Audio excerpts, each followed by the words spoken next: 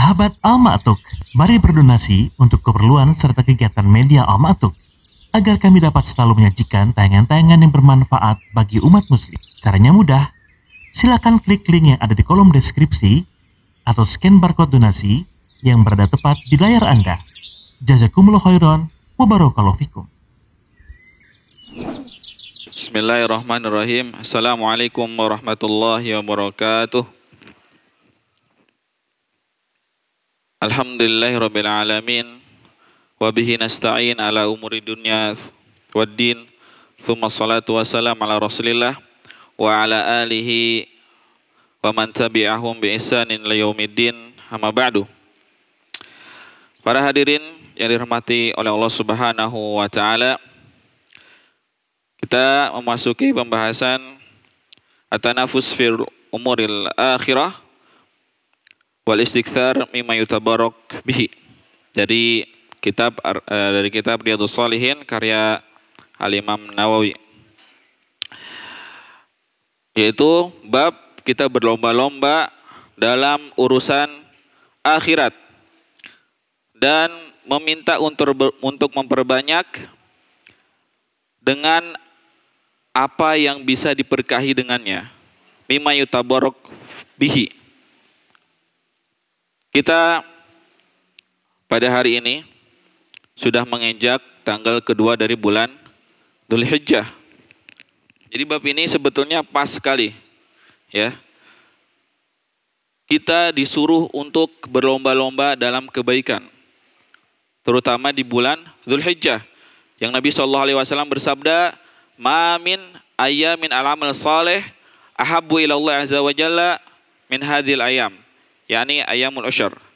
Ya Allah tidak ada hari-hari yang Allah Subhanahu wa taala sangat mencintainya kecuali hari-hari ini, yaitu 10 hari bulan Dzulhijjah, awal 10 hari bulan Dzulhijjah.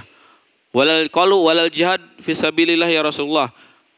Hatta itu jihad fisabilillah di jalan Allah, kata Rasulullah, tidak. Kecuali seorang yang dia berjihad dengan harta jiwa raganya namun dia tidak kembali. Artinya dia meninggal di medan perang. Jadi amalan yang kita lakukan pada bulan Dzulhijjah itu amalannya dikali lipatkan. Dilipat gandakan dibanding dengan hari-hari yang lain. Bahkan itu tidak menyamai dengan jihad fisabilillah. Ya, kalau dia masih hidup dan kembali itu tidak menyamai. Masih lebih banyak, ya, amalan atau pahala ketika kita melakukan di 10 hari bulan Dzulhijjah ini, kecuali orang tersebut meninggal di dalam medan perang. Ya. Hadisnya, hadis kedua, yaitu dari Abi Hurairah radhiyallahu an Nabi sallallahu alaihi wasallam qala baina Ayyubu alaihi salam yagtasilu uryanan fakhara alaihi jaradun min dhahabin faja'ala Ayyubu yahthi fi thawbihi fanadahu rabbuhu azza wa jalla ya Ayyub alam akun agnaituka amma tara qala bala wa izzatika walakin la ginabi an barakatika rawahul Bukhari. Ini diriwayatkan oleh Imam Bukhari.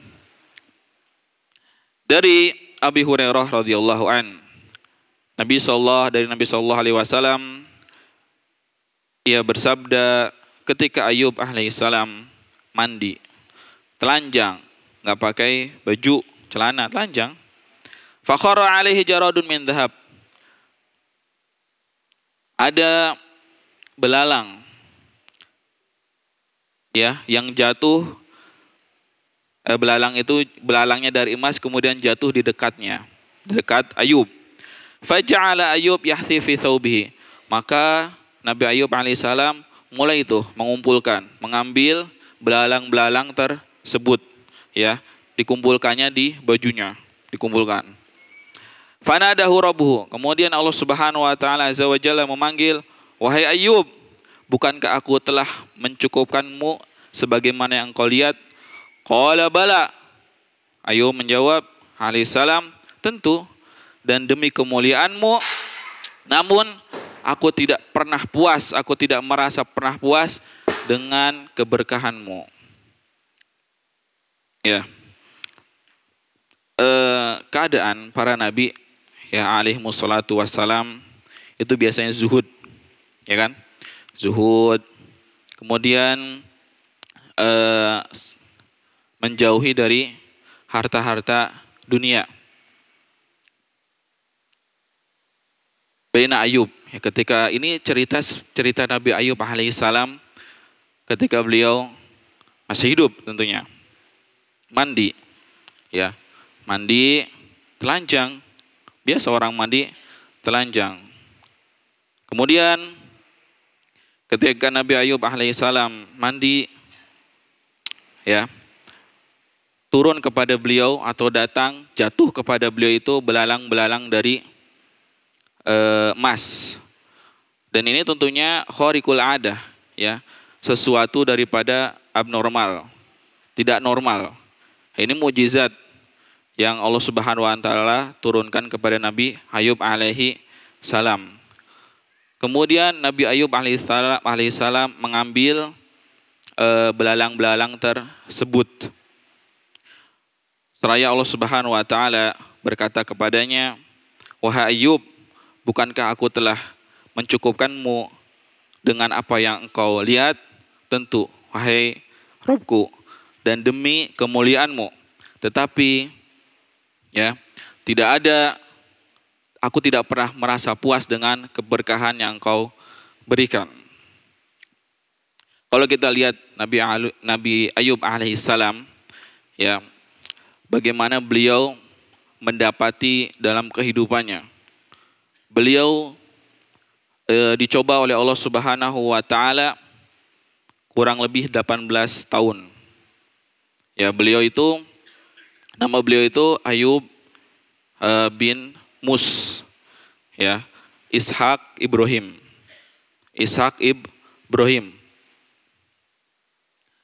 Nabi Ayub alaihissalam menikah pada umur 30 tahun. Ya. Kemudian pada umur 50 tahun, ya, ketika umur-umur tersebut dari 30 sampai 50, Allah Subhanahu wa taala berikan semuanya komplit. Dari istri, kemudian anak 12, kemudian lahan pertanian yang sangat-sangat banyak sekali. Ketika beliau sampai ke umur 50 tahun, itu di hari pertama ketika beliau bangun daripada tidurnya, di besok harinya langsung terkena dengan penyakit. Ya, penyakit ini ya, lepra atau kusta. Ya. Orang-orang sampai tidak ingin mendekati beliau. Ini di hari pertama. Di hari keduanya, anak-anaknya meninggal. Ketika makan, qadarullah wa syafa'al, rumah yang ditinggalinya rubuh. Dan itu menimpa semua anaknya dan meninggal. Hari kedua, lahan pertaniannya hancur. Ya, habis. Dan yang anehnya, umatnya atau kaumnya tidak mendapati musibah tersebut, hai Nabi Ayub alaihi salam. Namun Nabi Ayub alaihi salam lihat, ketika beliau tertimpa itu, apakah beliau mengatakan, "Oh, ini kenapa kok saya bisa begini? Ini kenapa?" Mengeluh. Tidak. Beliau tahu ini semua terjadi karena Allah Subhanahu wa taala. Ketika dalam kekayaan banyak sekali yang beliau dapatkan dari harta, beliau tahu ini adalah cobaan dari Allah Subhanahu wa taala. Juga sama ketika beliau dalam keadaan yang seperti itu, Nabi Ayub alaihissalam juga tahu ini adalah cobaan dari Allah Subhanahu wa taala. Beliau lalui itu selama 18 tahun, kurang lebih. 50 ditambah 18, 68. Beliau lalui itu tuh. Ya. Beliau semua terkena, itu penyakit semua terkena, bahkan semua orang menjauhi kecuali lisannya dan hatinya beliau. Beliau berzikir, ya, selalu beribadah kepada Allah Subhanahu wa taala, tahu. Bahkan sampai istrinya pun sampai tidak kuat meminta kepada beliau, "Wahai Nabiullah, kamu itu nabi gitu. Coba minta kepada Allah untuk sembuhkan saja gitu. Sembuhkan dirimu itu." Ya, kata Nabi Ayub, "Wah istriku," dia bilang, "kita berapa tahun dikasih kenikmatan oleh Allah Subhanahu wa taala? 18 tahun. Ini baru berapa tahun? Ya masih lama begitu." Nabi Ayub alaihissalam bersabar dengan keadaan itu semuanya. Ya. Bersabar sampai ya Allah Subhanahu wa taala mengembalikan apa yang Nabi Ayub alaihissalam miliki. Di hari ya setelah 18 tahun itu ya Nabi Ayub berdoa, dan berdoanya pun dengan santun. Dengan santun. Anni masaniyadur, kata Nabi Ayub alaihissalam. Ya Allah, aku tertimpa dengan musibah. Nabi Ayub tidak minta apa? Ya Allah sembuhkanlah aku. Enggak. Karena tahu Nabi Ayub alaihissalam, karena tahu Allah Subhanahu wa taala itu alamul ghuyub. Yang mengetahui ilmu-ilmu ghaib. Tahu tuh. Makanya Nabi Ayub dengan santun meminta kepada Allah, Anni masaniyadur. Ya Allah, aku ini tertimpa musibah. Ya. Ini akhlak seorang muslim tuh ya begitu kepada Allah Subhanahu wa taala, karena Allah Subhanahu wa taala Maha mengetahui apa yang terjadi pada hambanya, mau yang telah lalu ataupun yang akan datang. Pakai Nabi Ayub alaihissalam berdoanya seperti itu. Kemudian kata Allah, urkut birijlik, hantamkan kakimu itu pada tanah, dihantamkan kemudian keluar air, ya kan, dibasuh, ya pada seketika itu pun hilang tuh penyakitnya, ya. Kemudian hentakan kedua keluar air dipakai untuk mandi. Nah, suatu saat Nabi Ayub alaihissalam mandi dan ini turun kepada beliau belalang dari emas, ya. Dan juga di sini bolehkah kita memperbanyak harta? Ya, Nabi Ayub alaihissalam secara tidak langsung mengambil harta tersebut, bukan? Iya. Apakah ini dalil? Iya, boleh saja. Tapi apakah ini menghilangkan zuhud atau waro'? Tapi kita sebelumnya harus tahu waro'. Apa itu waro' atau zuhud? Zuhud itu taroka ma la yanfa'u fi umuril akhirah. Dia meninggalkan, sebagaimana Ibnu Qayyim ya berkata, dia itu meninggalkan perkara-perkara yang tidak bermanfaat bagi dia di akhirat kelak. Kalau waro', yaitu dia meninggalkan sesuatu yang khawatir sesuatu tersebut membahayakan dia di akhirat kelak. Contohnya, kalau kita cari uang dengan ya siapa saja gitu, cari uang dengan harta yang dengan cara yang haram, ini waro' atau zuhud? Tidak, keduanya. Tapi kalau kita cari uang dengan suatu yang mubah, yang dihalalkan, ini waro' atau zuhud? Ini waro', ya, tapi dia tidak zuhud. Kalau zuhud, dia mencari harta, tapi secukupnya aja. Buat makan dia keseharian, cukuplah. Ya, cukup buat dia. Nah, ini namanya zuhud. Tidak memperbanyak, tidak istikthar. Ya, tidak memperbanyak yang dia cari. Tapi kalau ada orang yang dia pakai baju compang-camping atau makan dengan nasi dan ikan asin, tapi dia mampu sebetulnya untuk membeli hal yang lain, yaitu membeli baju yang bagus atau membeli makanan yang enak, ini namanya zuhud atau waro'? Ini mah zalim pada diri sendiri, ya. Kita mampu lakukan, namun tidak berlebihan dalam hal tersebut, ya. Faedah yang bisa kita ambil dari hadis ini, yang pertama adalah jawazul al-hirsu wal istikthar minal halali fi haqqi man wathaqa min nafsihi bisyukur. Jadi kita boleh untuk yang memperbanyak harta, tapi dengan cara memperoleh yang halal. Ya, boleh tuh. Secara zat harta itu tidak bisa dikatakan itu baik atau buruk, tergantung bagaimana kita memperoleh dan bagaimana kita menggunakannya. Kalau kita memperoleh dengan suatu yang haram, tentunya harta tersebut jadi haram, ya. jadi fitnah bagi orangnya. Dan yang kedua, bagaimana kita cara menggunakan harta tersebut. Apakah kita gunakan dengan hal yang baik, kita sedekahkan, tidak mengapa. Ya, kita cari harta sebanyak-banyaknya, namun dengan catatan, dengan halal, cara memperolehnya. Yang kedua, bagaimana kita menyalurkan harta-harta tersebut yang membantu orang-orang miskin, membantu para tulabul ilm, yang membangun masjid dan yang lainnya. Ini tidak mengapa. Bahkan kalau kita lihat para sahabat itu rata-rata orang kaya.